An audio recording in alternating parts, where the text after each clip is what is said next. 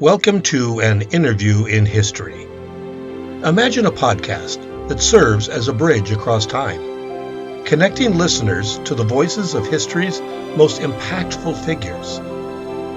Each episode is a deep dive into the lives and legacies of these individuals, exploring not just their well-documented achievements, but also uncovering lesser-known facts that shaped their contributions to our world. From scientists who unlocked the mysteries of the universe to activists who fought for social change, each story is a testament to the indelible mark they left on society.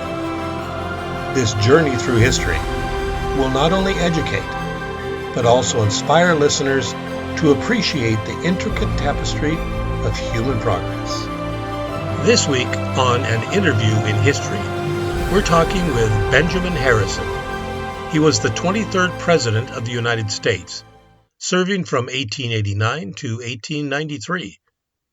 He was a member of the Harrison family of Virginia, a grandson of the 9th President, William Henry Harrison, and a great-grandson of Benjamin Harrison V, a founding father. A Union Army veteran and a Republican, he defeated incumbent Grover Cleveland to win the presidency in 1888. This interview takes place on February 19th, 1900. President Harrison, thank you for joining us today. Let's start at the beginning. Could you tell us about your parents and siblings? Certainly. I was born on August 20th, 1833 in North Bend, Ohio. My father, John Scott Harrison, was a congressman, and my mother, Elizabeth Ramsey Irwin, was a devoted mother. I come from a distinguished family. My grandfather, William Henry Harrison, was the 9th President of the United States. I was one of 10 children, and though we weren't wealthy, we were raised with strong values and a sense of public duty. That's quite a lineage. What was your early life like? Growing up in Ohio, I enjoyed outdoor activities like hunting and fishing, but education was always emphasized. My father ensured we had a disciplined upbringing, and I spent much of my childhood reading and studying. Where did you go to school? My early schooling took place in a log cabin near my home, but my parents later arranged for a tutor to help me with college preparatory studies. When I was 14, myself and my older brother Irwin enrolled in Farmers College near Cincinnati, Ohio in about 1847. I attended the college for 2 years, and while there I met my future wife, Carolyn Lavinia Scott. She was a daughter of John Witherspoon Scott, who was the school's science professor and also a Presbyterian minister. I transferred to Miami University in Oxford, Ohio. I graduated in 1852.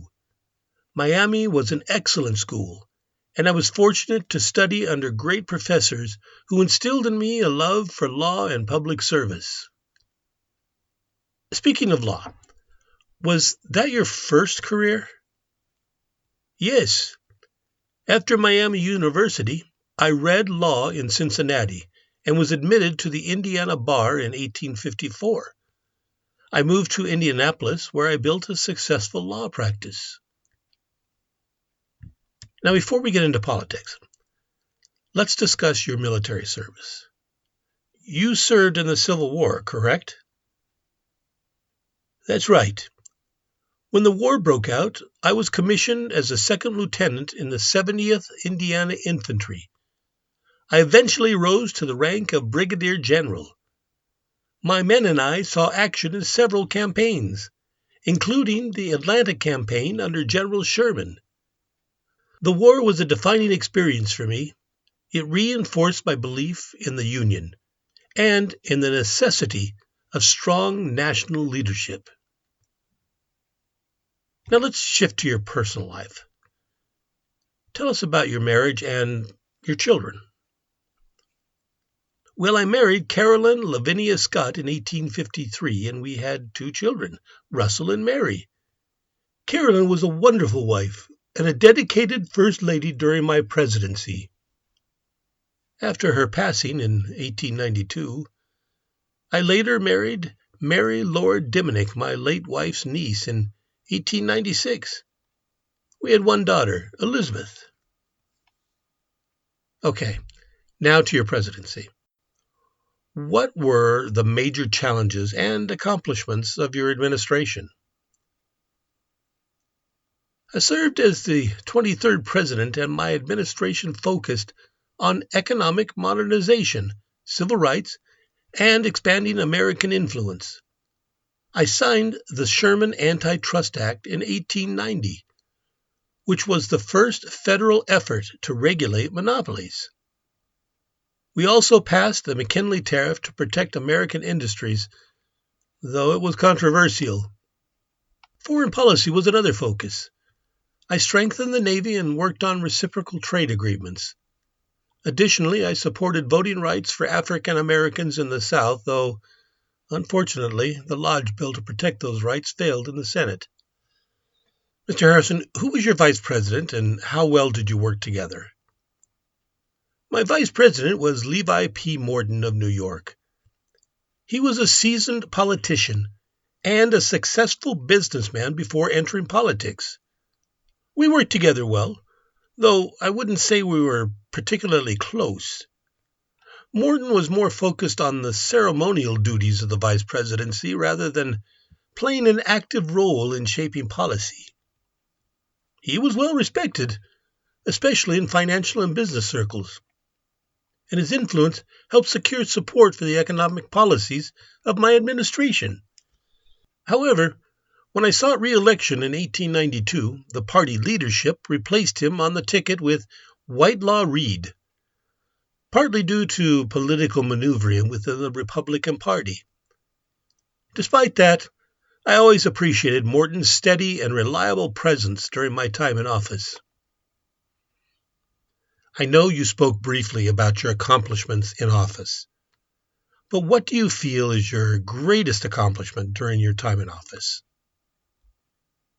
If I had to choose, I would say my greatest accomplishment was strengthening the federal government's role in regulating the economy and modernizing the nation.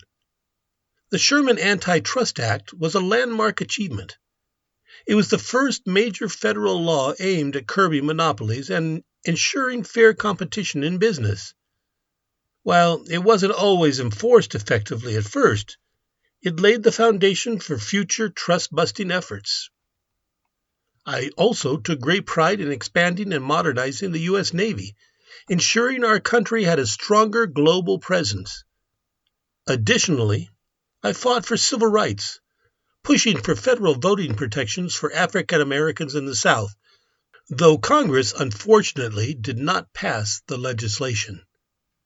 Beyond that, my administration admitted 6 new states to the Union: North Dakota, South Dakota, Montana, Washington, Idaho, and Wyoming, helping shape the nation's future. These accomplishments reflect my belief in a strong, forward-looking America. We also talked about your challenges. But what do you feel was your most challenging struggle during your presidency? One of my greatest struggles was the fight for civil rights and voting protections for African Americans in the South.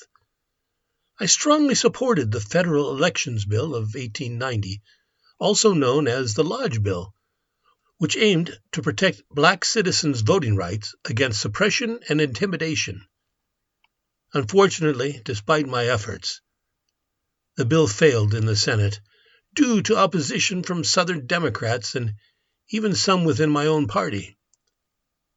It was deeply frustrating to see such an important measure defeated, knowing the injustices that would continue without federal enforcement. Another major challenge was the McKinley Tariff of 1890. While it was designed to protect American industries by raising tariffs on foreign goods, it also led to higher consumer prices. This, combined with rising economic concerns, made it unpopular among the public and contributed to my defeat in the 1892 election. Additionally, managing tensions within my own party was difficult. I faced opposition from Republican factions, including those loyal to my predecessor, James G. Blaine. Political infighting made it challenging to push my full agenda forward. Despite these struggles, I remained committed to my principles, ensuring a strong economy, protecting American industry, and standing up for civil rights, even when the political climate made it difficult. I've heard that you focused on the right of workers to earn a living wage, while also advocating a social security fund providing coverage for old age, accidents, and sickness. I have in public expressed the opinion that every working man ought to have such wages as would yield him decent and comfortable support for his family and enable him to keep his children in school and out of the mill in their tender age. Not only should he have this, but his wages should be sufficient to allow him to lay up against incapacity by sickness or accident or old age, some fund on which he could rely. That's interesting. Now, your family had a strong political background. How did that influence your career? Absolutely. My grandfather was president, and my great-grandfather signed the Declaration of Independence. Public service was always a tradition in my family, and I felt a duty to uphold it. My father, a congressman, taught me the importance of civic responsibility. I never sought office for personal gain. It was always about service to the country. Mr. Harrison, can you tell me about your great-grandfather and grandfather, and specifically the influence they had on your life? Certainly. My great-grandfather, Benjamin Harrison V, was one of the signers of the Declaration of Independence and a governor of Virginia. He was a strong advocate for American independence and worked closely with leaders like Thomas Jefferson. His legacy of patriotism and public service deeply influenced my family's values. My grandfather, William Henry Harrison, was the 9th President of the United States and a renowned military leader. He gained national fame for his victory at the Battle of Tippecanoe and later served as territorial governor and a U.S. Senator before winning the presidency in 1840. Sadly, he served only 32 days before passing away, the shortest presidency in American history. Growing up, I was well aware of their contributions to the nation. Their legacy instilled in me a deep sense of duty, a belief in strong leaderships, and an understanding that public service was both an honor and a responsibility. While I never sought office simply because of my family name, their influence certainly shaped my desire to serve and uphold the values they fought for. Okay, this is a strange subject, Mr. Harrison, but I understand there were some grave robbing issues with your father's grave. Can you talk about that? Yes, unfortunately, grave robbing was a serious problem in the 19th century, especially with medical schools needing cadavers for dissection. My father, John Scott Harrison, who served as a U.S. Congressman, passed away in 1878. After we buried him in Congress Green Cemetery in North Bend, Ohio, a shocking discovery was made.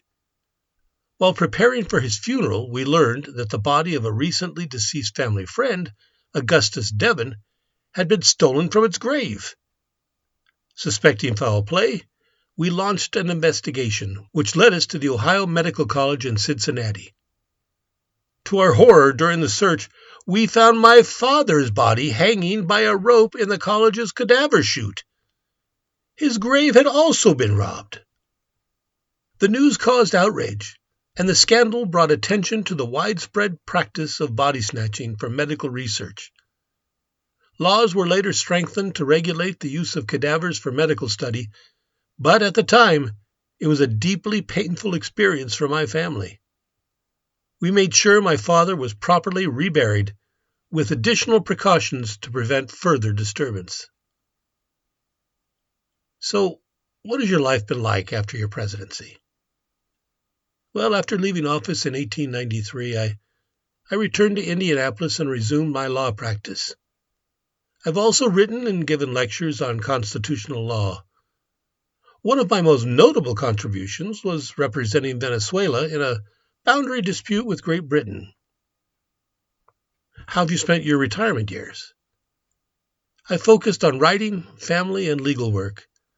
I've spent time with my young daughter Elizabeth and enjoyed a quieter life.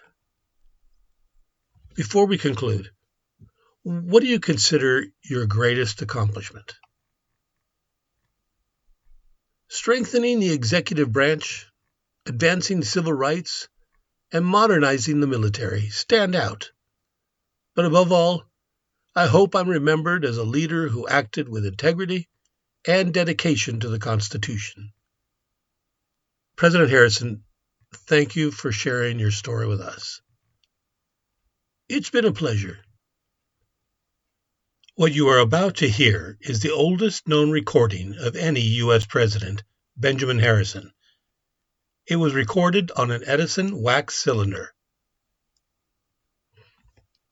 As President of the United States, I was present at the first Pan-American Congress in Washington, D.C. Believe that with God's help, our two countries shall continue to live side by side in peace and prosperity. Benjamin Harrison. The co-producer of An Interview in History, Kay Beurig, is related to President Harrison, as he is her 3 times great-grandfather. In February 1901, Harrison developed what was thought to be influenza, then called grippe, which later proved to be pneumonia. He was treated with steam vapor inhalation and oxygen, but his condition worsened. Harrison died from pneumonia at his home in Indianapolis on March 13, 1901, at the age of 67. His last words were reported to be, "Are the doctors here? Doctor, my lungs." Harrison's remains are interred in Indianapolis's Crown Hill Cemetery, next to the remains of his first wife, Carolyn. After her death in 1948, Mary Diminick Harrison, his second wife, was buried beside him. And now, another forgotten history. In 1937, a man walked down the streets of Freer, Texas, carrying a revolver on his waist. A scene that might seem out of place today, but was not uncommon during that time. The early 20th century, especially in rural areas like Freer, was marked by a strong sense of personal responsibility for self-defense. Firearms were an integral part of daily life, often carried by men as a tool of protection, hunting, or as a symbol of independence. The presence of such weaponry on public streets was not viewed with alarm, but rather as a practical part of life in a frontier-like environment. Freer, located in South Texas, was a small town where lawlessness and presence of criminal activity were concerns, particularly during the Great Depression. The revolver, often holstered at the waist, represented both a physical means of protection and a social norm. Guns were also a common sight among ranchers, cowboys, and lawmen who frequented the region. In many ways, this reflected the broader culture of the American West, where firearms were embedded in the identity of the people. While today's world is far more removed from the circumstances of 1937 Texas, this moment in history serves as a reminder of how times have changed.